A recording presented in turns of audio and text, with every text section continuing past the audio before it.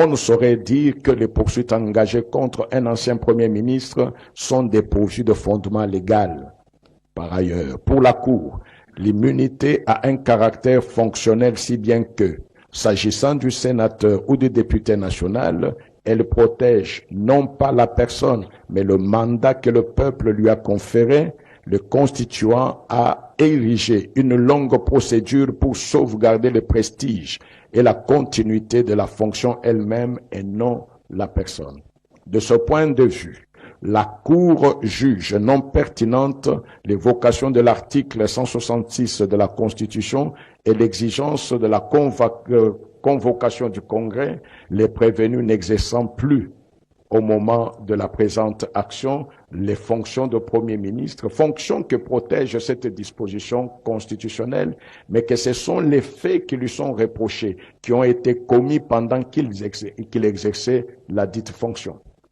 Cependant, à la question de saisine de l'Assemblée nationale, considérant que le prévenu Matata Ponyo Mapon Augustin est devenu député national, la Cour constate que le prévenu a reçu son mandat de député pendant que les poursuites étaient déjà engagées contre lui devant la Cour constitutionnelle.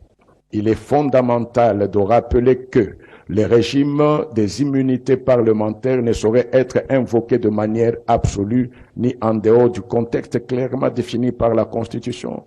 En effet, l'article 107 de la Constitution de la République démocratique du Congo prévoit que les immunités s'appliquent aux faits commis pendant l'exercice du mandat parlementaire. En fait, le sens des immunités parlementaires réside dans la protection de l'indépendance et de la liberté des parlementaires dans l'exercice de leur mandat. Elles ne sont pas un privilège personnel, mais une garantie institutionnelle pour assurer le bon fonctionnement du Parlement dans un régime démocratique. Or, les faits reprochés au prévenu Matata Ponyo Mapon Augustin sont antérieurs à son accession à la qualité du député national. Par conséquent, l'immunité parlementaire ne saurait constituer un obstacle aux poursuites judiciaires engagées contre des actes posés alors qu'il exerçait les fonctions de Premier ministre.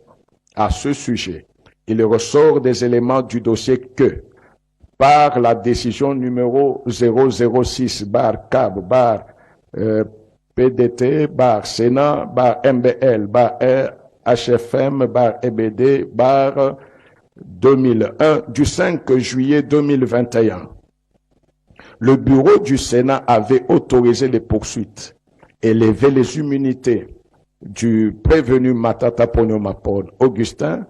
De même, par sa lettre numéro 285 du 20 juin 2023, le président du bureau du Sénat avait signifié au procureur général, près la Cour constitutionnelle, que le prévenu Matata Ponyo Mapon Augustin était toujours à la disposition de la justice, d'autant plus qu'aucune décision judiciaire n'avait été rendue et portée à la connaissance du Sénat. Ainsi, pour le bureau du Sénat, la décision du 5 juillet 2021 restait en vigueur pour autant que le dit prévenu avait déjà perdu ses immunités. Pour la Cour, comme l'affirme le professeur Raphaël Nyabirungu Mwene Songa, nous citons, « En dehors des sessions, toute poursuite est soumise à l'autorisation préalable du bureau de la chambre à laquelle il appartient. Mais cette autorisation n'est plus requise dans les cas ci-après. Lorsque la poursuite est consécutive au flagrant délit, lorsque la poursuite intervient dans une procédure déjà autorisée par la plénière de l'Assemblée nationale ou du Sénat. » Voir professeur Nyabirungu Mwene Songa dans son traité du droit pénal général congolais aux éditions universitaires africaines, Kinshasa, de 2007, à la page 243. Cette autorisation est définitive et irrévocable tant que l'action publique n'a pas été éteinte.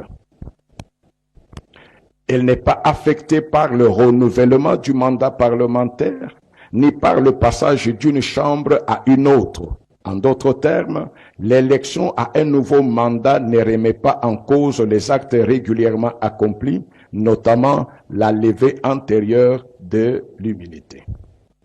En outre, la Cour réconforte sa position en se référant au raisonnement de la Cour européenne des droits de l'homme dans son arrêt du 16 novembre 2006 dans l'affaire Salkidis contre la Grèce, en ce que la restriction du droit au droit d'accès à un tribunal induite par l'inviolabilité parlementaire n'est pas justifiée lorsque les actes incriminés ne sont pas liés avec des fonctions parlementaires au sens strict. Il n'y a donc pas besoin d'une nouvelle levée d'immunité car la procédure judiciaire est déjà pendante et la nouvelle qualité ne purge pas les actes passés. Cette position est fondée sur les principes de continuité de la procédure judiciaire et de la non-rétroactivité des immunités.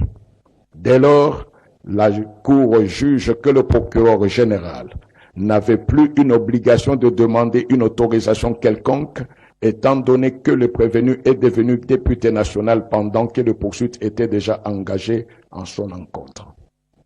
Elle en infère que la procédure engagée ne saurait être affectée rétroactivement par l'immunité entachée à la fonction acquise ultérieurement au procès en cours.